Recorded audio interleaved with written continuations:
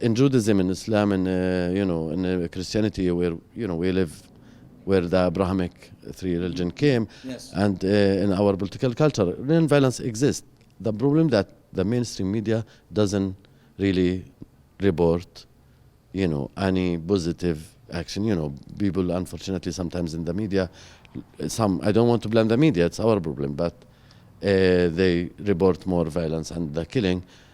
And that's why we need to continue our struggle in a bigger scale, worldwide, to change the world, I would say, slowly. And this is not for ultimate goal. Yes. It's a struggle for justice and freedom and longing for better world that everybody want to live.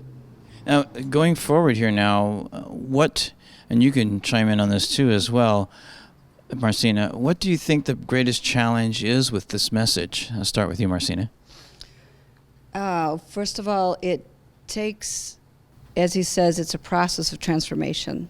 So the film shows transformation is happening instantly, but it's something that really we need to work at. And so the film, some people can take it as a feel-good film, and it's not a feel-good film. It's actually an activist film. So it's to inspire us to continue the process. So we're really working on partnering with a lot of different organizations and the Theater of Press and many other nonviolent organizations to help start teaching this. This should be, in my opinion, taught in all the schools. Absolutely. Everywhere. And so it is, first of all, bringing voice to it. Usually hate has a louder voice than love. And it's though our responsibility for creating a new message, getting it out there, and following up with everybody that can actually join us. So I think it's just about pulling together, really inspiring one another as we inspire each other. And now, what's your greatest challenge? I mean, you said just moments before we started this interview that you're going back to Palestine.